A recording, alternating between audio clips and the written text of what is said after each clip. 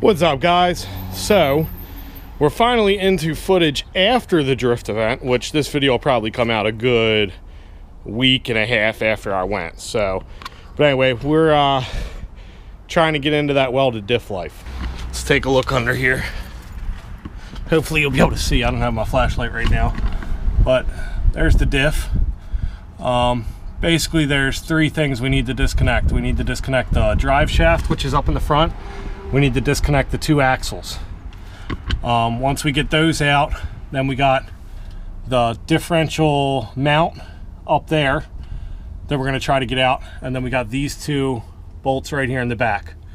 Once we get all that out, it should come out. As you can see, I got axle disconnected, drive shaft hanging up there in the front. I got these two bolts out, but they're on the bolts stick out, and it's nuts to go in the back. So the bolts are still in here, and they're connected to the diff. And I got the front, let's see here. I got the front subframe out. It's laying over there. And I got the bolts out for the bushings on the front. What I wanted to show you was what I was talking about with the ABS sensors. So if you look right here, there's a bolt right here. It's going to be hard to get to unless the differential is dropped. There's also one on this side. There's also one on this side, right here. So these are linked to some cables that come up here. And these two things were bolted in here. And these are the lines for that ABS. So what I did was, I loosened these, and we'll see if this works out, but I loosened those, and I'm hoping that when I drop the diff enough to get these bolts out, that I'll be able to disconnect them that way.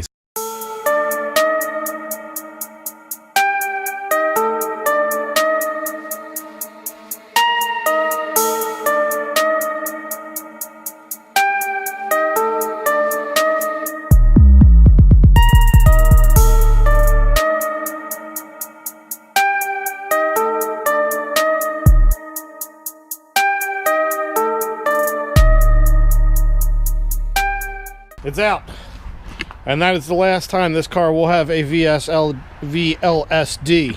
Probably try to get these bushings out in the front here, because I got new bushings for the diff. So we got to get those out, and then we got to get the two out of the subframe. I also got subframe collars. I was going to drop the whole subframe and replace the bushings, but I didn't really want to get into all that right now. I also couldn't decide between the polyurethane or the solid aluminum, because, you know, this does have tags and I do like to drive it. So, yeah. But anyway, we're going to go ahead and get the fluid drained out of it, and probably get the bushings out, and then see what happens.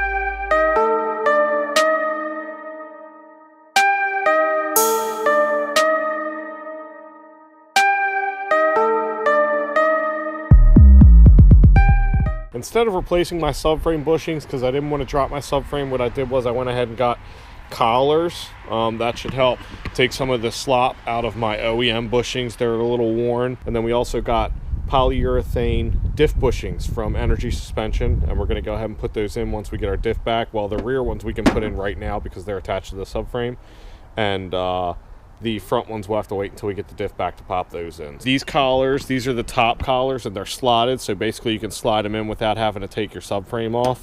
So I'm going to go ahead and get the subframe all loose, and then we'll slip the top collars in, and then you take apart the bottom nuts one at a time, and you add these other collars in there. All right, so I got the collars in here. As you can see, I got the big one on the top, little one at the bottom. They basically go in like this. So this raised lip will fit inside of the stock bushing up here. As you can see, it's still loose because I got the subframe loose. And then this bottom one will slide up in there like that and kind of fill this gap that's in here. I still have this nut loose, obviously, because we got to get the other ones on. So I'm going to go ahead and film this one so you guys can see. I kind of had to pry down my subframe a little bit. I took the bolt completely out, and then I kind of had to pry down my subframe to get that top collar in.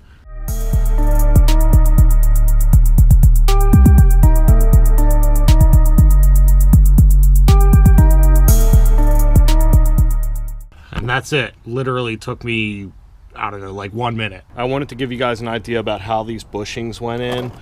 First of all, they were a real pain in the butt. So, you know, be prepared for that.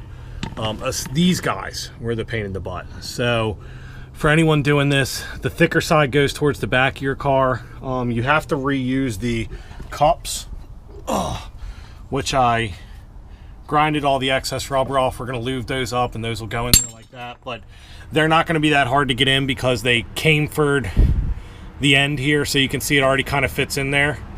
But what I did to get these guys, sorry, my camera angle is off. You can see these kind of fit in here already, so those are going to be easy to press in. What I did here to get these in, I tried many methods. As you can see, I have an assortment of clamps and crap and blah blah blah.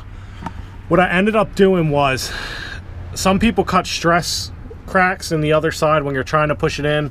I didn't really want to do that because I didn't want to hurt the integrity of the bushing.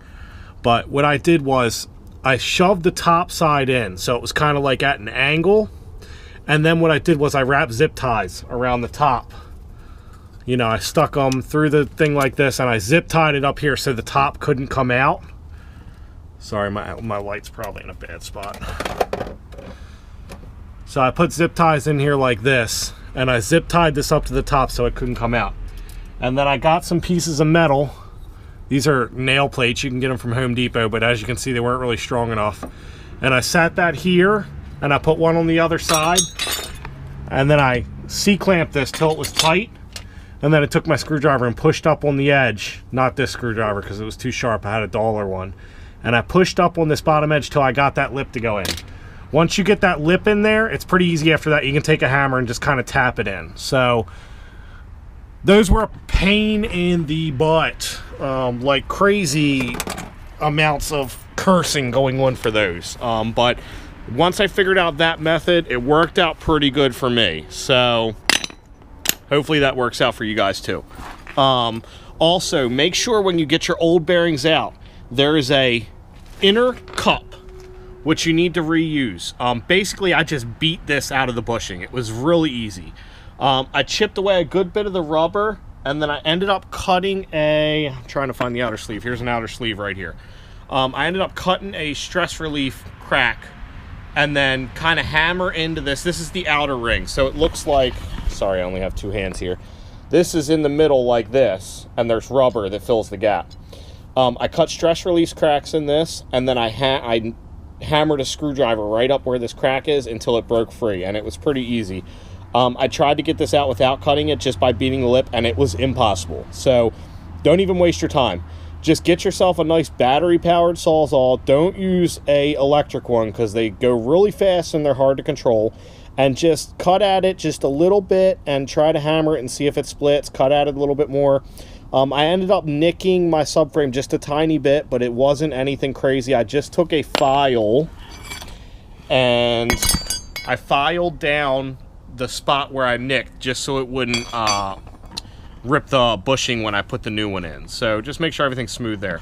These bushings were a heck of a lot easier. So basically all I did was, same kind of thing. There's an inner metal ring and there's rubber, and then there's an outer metal ring.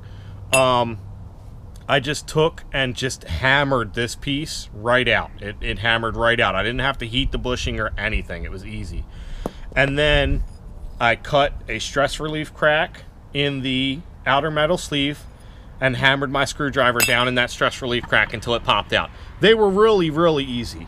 On these bushings, the, you know, honestly, I don't know which side is the top of this thing. I'm not really sure. But the side that you can see on this lip, this is the side that this cap was on. And you have to reuse this cap. This is the OEM rubber cap. The side that this cap was on is the side that your fat end of the bushing goes on. Those bushings apparently go in from this side, so whatever side has this cap on it, your thicker side goes there. This is going to go back on top. Your thrust washer just goes right around the bottom here like that, and then you hammer that metal sleeve back in. That was a piece of cake. Last night I got the rear housing sealed back on. I used the ultra gray sealant, which is made for high torque, high vibration applications. It still needs a little bit more time to dry before we can fill it with fluid, but I think we can go ahead and put it in.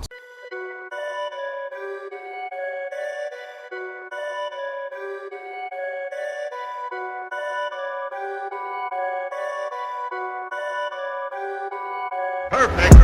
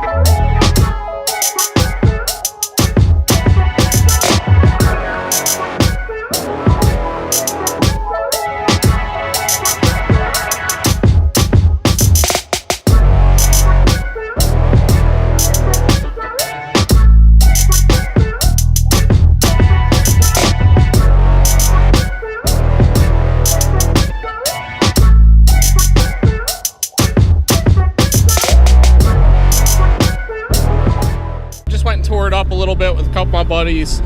Car is running amazing.